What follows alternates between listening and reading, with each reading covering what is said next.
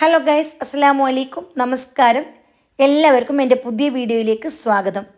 ഇന്ന് ലോഡഡ് റൈസാണ് ഞാൻ നിങ്ങൾക്ക് ഷെയർ ചെയ്യുന്നത്. നമ്മളിൽ പല ആൾക്കാരും ലോഡഡ് ഫ്രൈസ് കഴിച്ചിട്ടുണ്ട്. സാധാരണ ഹോട്ടലിൽ പോയിട്ടാണ് അതെല്ലാം കഴിക്കൽ.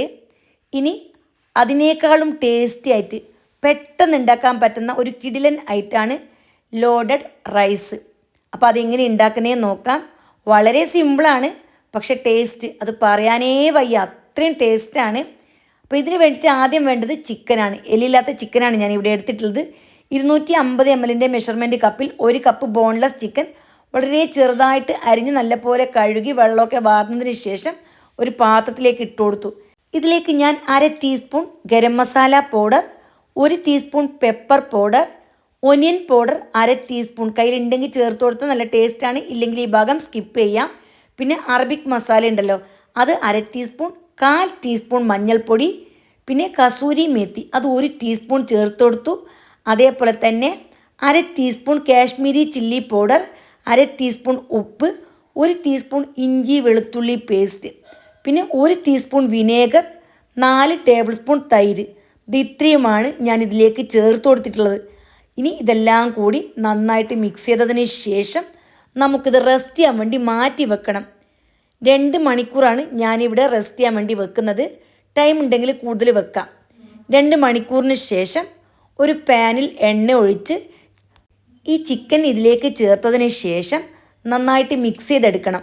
എന്നിട്ട് മൂടി വെച്ച് 12 മിനിറ്റാണ് ഇത് കുക്ക് ചെയ്യാൻ വേണ്ട സമയം.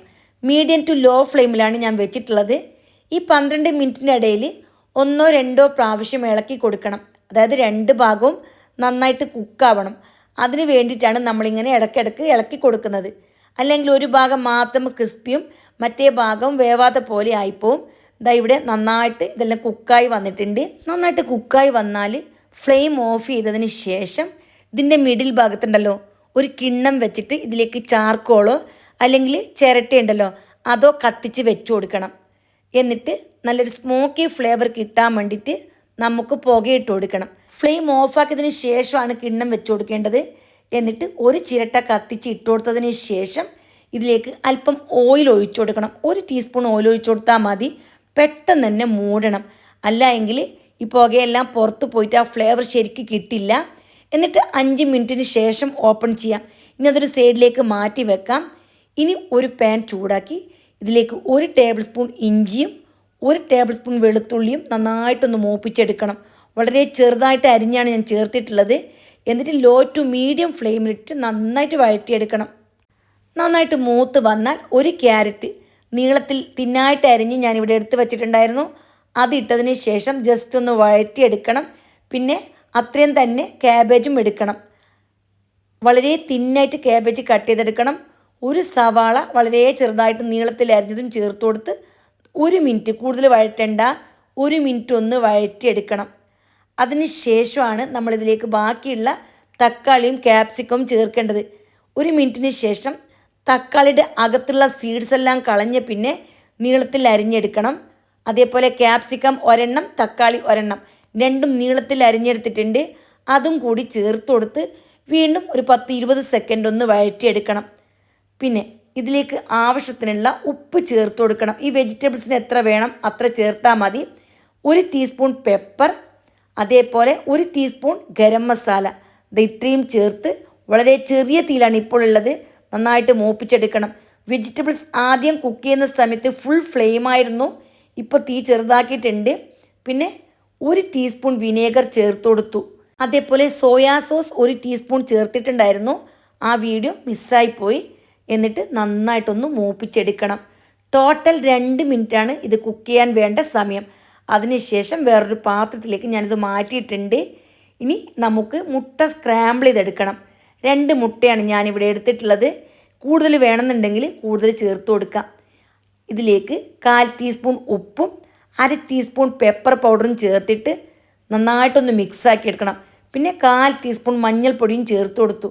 എന്നിട്ട് നന്നായിട്ട് മിക്സ് ആയതിന് ശേഷം പാൻ വെച്ച് കൊടുത്ത് അതിലേക്ക് അല്പം ഓയിൽ ഒഴിച്ചിട്ട് ഇതൊന്ന് ഫുൾ ഫ്ലെയിമിലിട്ടിട്ട് സ്ക്രാമ്പിൾ ചെയ്തെടുക്കണം. നന്നേ പൊടിയാവണ്ട, അല്പം വലിയ വലിയ പീസിൽ തന്നെ ഒന്ന് ചിക്കി പൊരിച്ചെടുത്താൽ മതി. ഞാൻ പാൻ വെജിറ്റബിൾസ് ഒന്ന് വേവിച്ചിട്ടുണ്ടായിരുന്നല്ലോ, അതേ പാൻ തന്നെയാണ് എടുത്തിട്ടുള്ളത്. ഇനി ഇതും ഒരു പാത്രത്തിലേക്ക് മാറ്റിയതിന് ശേഷം ഒരു സൈഡിലേക്ക് മാറ്റാം. പിന്നെ വേണ്ടത് റൈസാണ്, ബിരിയാണി റൈസ്, അതായത് ബസ്മതി റൈസ് 1 കപ്പാണ് ഞാൻ എടുത്തിട്ടുള്ളത്. ഇത് നല്ലപോലെ കഴുകിയതിന് ശേഷം 1 അല്ലെങ്കിൽ അരമണിക്കൂറോ, ഞാനിവിടെ 1 മണിക്കൂറാണ് കുതിരാൻ വേണ്ടി വെച്ചിട്ടുള്ളത്. അതിന് ശേഷം നമുക്കിത് വേവിച്ചെടുക്കണം. ഇതിലേക്ക് 3.5 കപ്പ് വെള്ളം ചൂടാക്കി പിന്നെ ഗരം മസാല ഇട്ട് കൊടുത്തു. അതേപോലെ 3/4 ടേബിൾ സ്പൂൺ ഉപ്പും 1 ടേബിൾ സ്പൂൺ ഓയിലും ഒഴിച്ചു കൊടുത്തു. പിന്നെ 1 ടീസ്പൂൺ ചെറിയ ജീരകം, 1 ടീസ്പൂൺ വലിയ ജീരകം, 5 ഏലക്ക, 5 ഗ്രാമ്പു, 2 തക്കോലം, 2 പീസ് ജാതിപത്രി, 2 പീസ് പട്ട, പിന്നെ 1 ചെറുനാരങ്ങ ഉണ്ടല്ലോ, അതിൻ്റെ പകുതി ഭാഗം പിഴിഞ്ഞ് അതിൻ്റെ തൊണ്ടോട് കൂടി ഇട്ട് കൊടുത്തു. 1 കഷ്ണം ജാതിക്ക, ഇത് ഇത്രയും ചേർത്തിട്ട് നന്നായിട്ട് തിളപ്പിച്ചെടുക്കണം. ഇനി അരി കഴുകി വെള്ളം വാർന്നതിന് ശേഷം നമുക്ക് തിളച്ച വെള്ളത്തിലിട്ട് നന്നായിട്ടൊന്ന് വേവിച്ചെടുക്കണം. ഞാനിവിടെ അരി വാർന്നു പോകാൻ വേണ്ടിയിട്ട് ഒരു അരിപ്പയിലിട്ട് വെച്ചിട്ടുണ്ട്. ഇനി വെള്ളം തിളച്ച് കഴിഞ്ഞാൽ ഈ അരി ഇട്ട് നന്നായിട്ടൊന്ന് വേവിച്ചെടുക്കണം. അരി ഇട്ട സമയം പെട്ടെന്ന് തന്നെ ഒന്ന് ഇളക്കി കൊടുക്കണം, അല്ല എങ്കിൽ അടിഭാഗം ഉണ്ടല്ലോ പെട്ടെന്ന് ഉരുണ്ട് വരും, കട്ട കെട്ടിപ്പോകും. അതുകൊണ്ട് തന്നെ അരി ഇട്ട ഉടനെ തന്നെ നന്നായിട്ടൊന്ന് മിക്സാക്കി എടുത്തു. എന്നിട്ട് തിള വരണം. തിള വന്നു കഴിഞ്ഞാൽ മൂടി വെക്കണം. മൂടി വെച്ചാൽ മീഡിയം തീയിൽ 7 മുതൽ 8 മിനിറ്റ് വരെയാണ് ഈ റൈസ് വേവാൻ ആവശ്യമുള്ള ടൈം. മീഡിയം തീയിലാണുള്ളത്, ഫുൾ ഫ്ലെയിമിലല്ല. ഇപ്പോൾ റൈസെല്ലാം നന്നായിട്ട് വെന്ത് വന്നിട്ടുണ്ട്. ചില അരിക്ക് ചില വേവായിരിക്കും, നന്നായിട്ട് വേവണം. എന്നിട്ട് ഒരു അരിപ്പയിൽ ഇതിൻ്റെ വെള്ളം വാലാൻ വേണ്ടി ഒഴിച്ച് വെക്കുക. ഇനി നമുക്കൊരു സോസ് ഉണ്ടാക്കാനുണ്ട്. ഇതിന് വേണ്ടി മയോണൈസ് ആവശ്യമാണ്. ഞാനിവിടെ 1/2 കപ്പ് മയോണൈസ് എടുത്തിട്ടുണ്ട്. ഞാൻ റെഡിമെയ്ഡ് മയോണൈസാണ് എടുത്തിട്ടുള്ളത്. അപ്പോൾ നിങ്ങൾ വീട്ടിൽ തന്നെ ഉണ്ടാക്കിയാൽ അത് ഉപയോഗിക്കാം. ഇനി ഇതിലേക്ക് 1/2 ടീസ്പൂൺ ഗരം മസാല ചേർത്ത് കൊടുക്കുന്നുണ്ട്, നല്ലൊരു ഫ്ലേവർ കിട്ടും. ഇനി തന്തൂരി പൗഡറോ അറബിക് പൗഡറോ ഉണ്ടെങ്കിൽ അത് ചേർത്താലും കുഴപ്പമില്ല. പിന്നെ 1/2 teaspoon vinegar, 1 table spoon hot sauce, അത് കയ്യിലുണ്ടെങ്കിൽ അത് ഒഴിച്ചു കൊടുക്കാം, ഇല്ലെങ്കിൽ തക്കാളി സോസ് ഒഴിച്ചു കൊടുത്താൽ മതി. 1 സാഷെ കെച്ചപ്പ് ഉണ്ടല്ലോ, അത് ചേർത്ത് കൊടുത്തു. ഇനി ഹോട്ട് സോസ് അല്ല എങ്കിൽ ഇതിലേക്ക് 1/2 ടീസ്പൂണോ അല്ലെങ്കിൽ 1/4 ടീസ്പൂണോ മുളക് പൊടിയും കൂടി ചേർത്ത് കൊടുക്കാം. പിന്നെ ക്രഷ്ഡ് ചില്ലി ഉണ്ടല്ലോ, അതും ഞാൻ 1/2 ടീസ്പൂൺ ചേർത്ത് കൊടുത്തു. എന്നിട്ട് എല്ലാം കൂടി നന്നായിട്ടൊന്ന് മിക്സ് ചെയ്തെടുത്തു. ഇനി അതൊരു സൈഡിലേക്ക് മാറ്റി വെക്കാം. ഇനി അതേ പാൻ ചൂടാക്കിയതിന് ശേഷം ഇതിലേക്ക് അല്പം ഓയിൽ ഒഴിച്ചു കൊടുത്തു. ഓയിൽ റിഫൈൻഡ് ഓയിലാണ് ഒഴിച്ചു കൊടുത്തിട്ടുള്ളത്. ഇനി 1/2 ടേബിൾ സ്പൂൺ ഇഞ്ചി ചെറുതായിട്ട് അരിഞ്ഞതും 1/2 ടേബിൾ സ്പൂൺ വെളുത്തുള്ളി ഉണ്ടല്ലോ, അത് ചെറുതായിട്ട് അരിഞ്ഞതും കൂടി ചേർത്തിട്ട് ചെറിയ തീയിൽ നന്നായിട്ടൊന്ന് മൂപ്പിച്ചെടുക്കുക. നല്ല മൊരിഞ്ഞ മണം വരണം, അതുവരെ നല്ലപോലെ ഒന്ന് വഴറ്റിയെടുക്കണം. പിന്നെ 1/2 ടീസ്പൂൺ ക്രഷ്ഡ് ചില്ലി ഉണ്ടല്ലോ, അതും കൂടി ചേർത്തതിന് ശേഷം ഫ്ലെയിം ഓഫാക്കണം. ഇനി നമുക്കിത് എങ്ങനെയാണ് സെറ്റ് ചെയ്തെടുക്കുന്നതെന്ന് നോക്കാം. നമ്മളൊരു ഗ്ലാസിൻ്റെ ബോളാണ് ഇതിലേക്ക് എടുക്കേണ്ടത്. അതില്ലെങ്കിൽ ഉള്ള പാത്രം എടുക്കാം, കാണാൻ നല്ല ഭംഗിക്ക് വേണ്ടിയിട്ടാണ് ഞാൻ പറയുന്നത്. എന്നിട്ട് നമ്മളിവിടെ വേവിച്ച് വെച്ചിരിക്കുന്ന റൈസ് ഉണ്ടല്ലോ, അത് ഈ പാത്രത്തിലേക്ക് ഇട്ട് കൊടുക്കണം. എന്നിട്ട് നമ്മളിപ്പോൾ ഇഞ്ചിയും വെളുത്തുള്ളിയും അതേപോലെ ക്രഷ്ഡ് ചില്ലിയും ഓയിലിൽ ഫ്രൈ ചെയ്ത് വെച്ചില്ലേ, അത് ഇതിൻ്റെ മുകളിലേക്ക് ഒഴിച്ചു കൊടുക്കണം. അപ്പോൾ റൈസിന് നല്ലൊരു ഫ്ലേവർ കിട്ടാൻ വേണ്ടിയിട്ടാണ് നമ്മളിങ്ങനെ ചെയ്യുന്നത്. നമ്മൾ സ്ക്രാമ്പിൾ ചെയ്ത് വെച്ചിരിക്കുന്ന മുട്ടയുണ്ടല്ലോ, അത് വെജിറ്റബിൾസുമായിട്ട് നന്നായിട്ടൊന്ന് മിക്സാക്കി എടുക്കണം. ഇനി ഈ വെജിറ്റബിൾസ് എല്ലാം റൈസിൻ്റെ മുകളിൽ നന്നായിട്ടൊന്ന് സെറ്റ് ചെയ്ത് വെച്ച് കൊടുക്കണം. ഇതാ വീഡിയോയിൽ കാണുന്ന രീതിയിൽ ഒന്ന് സെറ്റ് ചെയ്തെടുത്താൽ മതി. അടിപൊളി ടേസ്റ്റാണ്. തീർച്ചയായിട്ടും എൻ്റെ എല്ലാ ഫ്രണ്ട്സും ഇന്ന് തന്നെ ട്രൈ ചെയ്ത് നോക്കണം. നമ്മൾ കോഴി കൊണ്ടുവരല്ലോ കറിക്ക്, ആ സമയത്ത് കുറച്ച് കോഴി എടുത്ത് വെച്ചാൽ മതി. ബ്രസ്റ്റ് പീസ് 1 2 എടുത്ത് വെച്ചാൽ മതി. പിന്നെ വെജിറ്റബിൾസ് ഉണ്ടല്ലോ കൂടുതൽ വേവിക്കണ്ട, ടോട്ടൽ 2 മിനിറ്റ് അത്രയും മാത്രം വെന്താൽ മതി. കൂടുതൽ വെന്താൽ ടേസ്റ്റ് ഉണ്ടാവില്ല. ഇനി ചിക്കൻ ഉണ്ടല്ലോ, അതും ഇതിൻ്റെ മുകളിൽ നന്നായിട്ട് ലെവലായിട്ട് വെച്ച് കൊടുക്കണം. അപ്പോൾ വളരെ സിമ്പിളാണ്. കാണുമ്പോൾ ഉള്ള ഈ ഒരു പത്രാസേ ഉള്ളൂ, ഉണ്ടാക്കാൻ വളരെ എളുപ്പമാണ്. പിന്നെ ഒരു വെറൈറ്റി ഒക്കെ ഇടയ്ക്കിടയ്ക്ക് നമ്മൾ പരീക്ഷിച്ച് നോക്കണം. സാധാരണ എല്ലാ ദിവസവും കോഴിക്കറിയും ബിരിയാണിയും അങ്ങനെ കഴിക്കുന്നതിന് പകരമായിട്ട് ഇതുപോലെയുള്ള കുഞ്ഞു കുഞ്ഞു റെസിപ്പീസെല്ലാം ഉണ്ടാക്കിയിട്ട് എല്ലാവരും ഒന്ന് കഴിച്ച് നോക്കണം. ഭയങ്കര ടേസ്റ്റാണ്. പിന്നെ നമ്മൾ റെഡിയാക്കി വെച്ചിരിക്കുന്ന സോസ് ഉണ്ടല്ലോ അത് ഇതിൻ്റെ മുകളിലേക്ക് ഒഴിച്ചു കൊടുക്കണം. കാണാൻ ഭംഗിക്ക് വേണ്ടി ഇങ്ങനെ ഒഴിച്ചു കൊടുക്കാം, അല്ലാന്നുണ്ടെങ്കിൽ നിങ്ങൾക്ക് ഇഷ്ടമുള്ള രീതിയിൽ ഒഴിച്ചു കൊടുക്കാം. ഇത് ഇത്രയേ ഉള്ളൂ, വളരെ വളരെ സിമ്പിളാണ്. ഇത് ലോഡഡ് ഫ്രൈസിൻ്റെ അടുത്ത ബന്ധത്തിൽ പെട്ടതായതുകൊണ്ട് കുറച്ച് ചീസെല്ലാം വേണ്ടേ.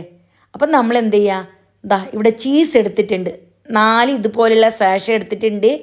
നിങ്ങളുടെ കയ്യിൽ ഇതില്ല എങ്കിൽ മൊസറല്ല ചീസ് ഉണ്ടല്ലോ അത് ഗ്രേറ്റ് ചെയ്തെടുത്താലും മതി. 4 എണ്ണം വീഡിയോയിൽ കാണുന്ന രീതിയിൽ ഒന്ന് വെച്ച് കൊടുക്കണം. ഇത് കുട്ടികൾക്കൊക്കെ ഭയങ്കര ഇഷ്ടമാവും. പിന്നെ ഇതിൽ കൂടുതൽ വേണ്ടാത്ത ചേരുവൊന്നുമില്ല, ഒക്കെ നമ്മുടെ കയ്യിലുള്ള ചേരുവ തന്നെയാണ്. ഇനി ഇതിൻ്റെ മുകളിലേക്ക് അല്പം ക്രഷ്ഡ് ചില്ലി ഉണ്ടല്ലോ അതൊന്ന് വിതറി കൊടുക്കുക, ഒരു ഭംഗിക്ക് വേണ്ടിയിട്ട്. പിന്നെ ഒറിഗാനോ ഉണ്ടല്ലോ അത് കയ്യിലുണ്ടെങ്കിൽ അതും കുറച്ചൊന്ന് വിതറി കൊടുത്താൽ നല്ലൊരു ഫ്ലേവറാണ്. ഹോട്ടലിനെല്ലാം പോയിട്ട് കഴിക്കുന്ന അതേ ടേസ്റ്റ് തന്നെ കിട്ടും. അതും നിങ്ങളുടെ കയ്യിലില്ല എങ്കിൽ സ്കിപ്പ് ചെയ്യാം, ഓക്കെ അല്ലേ. ഞാനിപ്പോൾ ഏതായാലും അല്പം ഒന്ന് വിതറി കൊടുത്തിട്ടുണ്ട്. പിന്നെ കാണാൻ ഭംഗിക്ക് വേണ്ടി കുറച്ച് മല്ലിയില ഉണ്ടല്ലോ അതും ചെറുതായിട്ട് അരിഞ്ഞ് മുകളിൽ വിതറി കൊടുക്കണം. എന്നിട്ട് ഓവണിൽ വെക്കുന്നുണ്ടെങ്കിൽ ഓവണിൽ വെക്കാം, അതല്ല എങ്കിൽ സ്റ്റീമറിൽ വെക്കാം. അലുമിനിയം ഫോയിൽ ഉണ്ടല്ലോ അതുകൊണ്ട് ഞാൻ നന്നായിട്ടൊന്ന് പൊതിഞ്ഞെടുക്കുന്നുണ്ട്.